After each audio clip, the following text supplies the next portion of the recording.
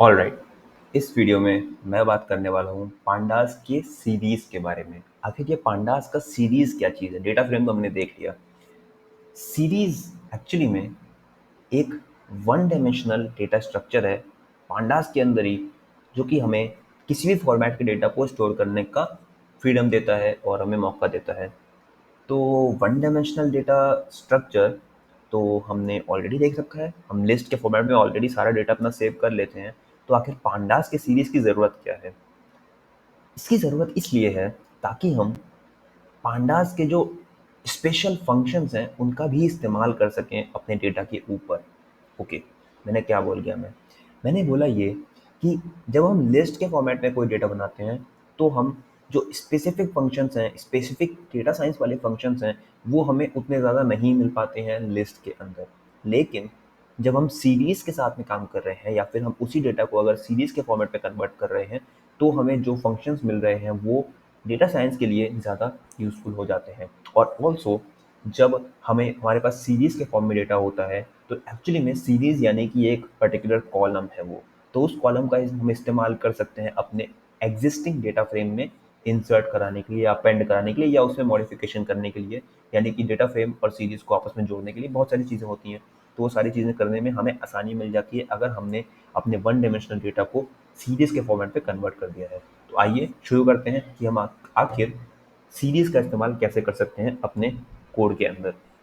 तो सबसे पहला काम जो आपको हमेशा करना है वो ये इम्पोर्ट पांडाज एसपीडी। ये लाइन तो आपको दिमाग में बिल्कुल छप जानी चाहिए कि आपको लिखना ही लिखना है कुछ लाइंस अपने कोड के अंदर जब भी आप डेटा साइंस में काम कर रहे हैं। ओके, सेकंड, मैं कहूँगा माई लिस्ट नाम का मैं एक वेरिएबल बनाता हूँ जिसमें मैं कहूँगा मैं मान लीजिए मैं कुछ रैंडम लोगों के नाम यहाँ पे लिख देता हूँ। अमन एंड अरुण। ओके, नाम कैपिटल होना चाहिए। स्कूल में जो इंग्लिश हम लोगों को सिखाई गई थी, नाउन शुड बी कैपिटल। और मान लीजिए रमन। ओके, तीन नाम मैंने एक और लिख देता हूँ, राज। ओके, अब मैं क्या चाहता हूँ? मैं चाहता हूँ कि ये मेरी एक लिस्ट है। इस लिस्ट को आप भली भांति समझ रहे होंगे, आपको समझ में आ रहा होगा कि लिस्ट आखिर क्या है। लिस्ट कुछ नया नहीं है, मैं ऑलरेडी बता चुका हूँ आपको।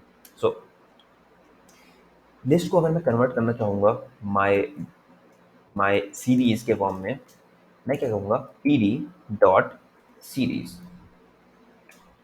फिर मैं अगर पास कर दूँ माय लिस्ट को यहाँ पे, तो आइए देखते हैं कि आखिर हुआ क्या है यहाँ पे।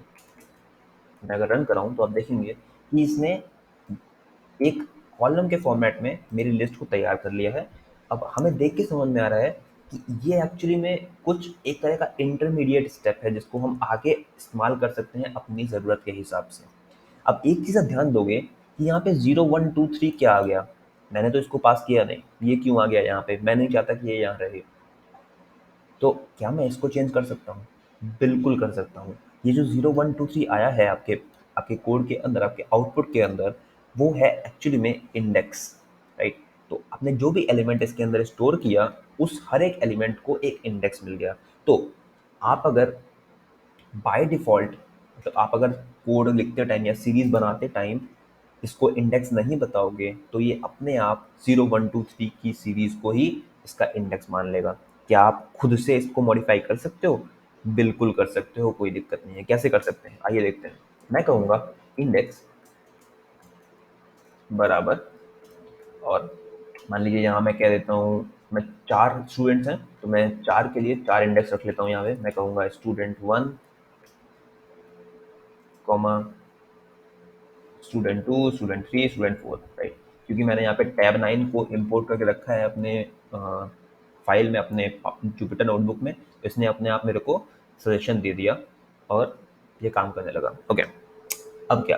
अब अगर मैं इसको रन कराऊँ तो आप देखेंगे कि इसने इंडेक्स को भी चेंज कर दिया है और अब इसने स्टूडेंट 1, स्टूडेंट 2, स्टूडेंट 3 और स्टूडेंट 4 के नाम को इंडेक्स के फॉर्म में ये सेव कर रहा है।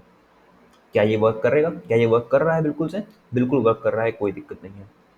अब अब सवाल आता है कि इसके जो स्पेशल फंक्शंस हैं उनका आप कैसे इस्तेमाल कर सकते हो। तो मैं शॉर्ट में आपको एक फंक्शन दिखा देता हूँ। मान लीजिए कि आप चाहते हो, जब आप कोई भी कोड लिख रहे हो बड़ा सा, आपको उस वक्त ज़रूरत पड़ी कि आपको स्टूडेंट 2 का नाम जानना है अपने कोड के अंदर। क्या आप जान सकते हो स्पेसिफिकली सिर्फ स्टूडेंट 2 का नाम? बिल्कुल जान सकते हो। क्या तरीका है उसके लिए? इसका तरीका ये है, मैं कहूँगा my series in my series, और इसके अंदर मैं लिखूंगा स्टूडेंट 2। तो क्या होगा, इसने बोल दिया मेरे को कि स्टूडेंट का नाम अरुण है। सिमिलरली आप स्टूडेंट 1 और स्टूडेंट 3, स्टूडेंट 4 सबका यहाँ पे प्रिंट कर सकते हो नाम, जिसके लिए आपको रिक्वायरमेंट है, राइट। और ज़रूरी नहीं है कि आप यहाँ पे स्टूडेंट 1 2 3 इंडेक्स के फॉर्म में सेव करो। आप चाहो तो इसको 4 5 6 भी लिख सकते हो, ABC भी लिख सकते हो, XYZ भी लिख सकते हो, आप कुछ भी लिख सकते हो इंडेक्स के फॉर्म में, वो आपके ऊपर है, राइट। बट ध्यान रखिएगा कि आप कुछ भी रैंडम इंडेक्सेस ना यूज़ करें, वरना जो भी आपका पर्पस होगा सीरीज बनाने के पीछे, वहाँ पे आपको प्रॉब्लम होगी। तो कोड के लाइंस और कोड के वेरिएबल्स को लिखते वक्त ध्यान रखिएगा कि आप किस पर्पस के लिए उसको क्रिएट कर रहे हो। ऑलराइट, मिलते हैं नेक्स्ट वीडियो में एक और कमाल के टॉपिक के साथ, पांडास के।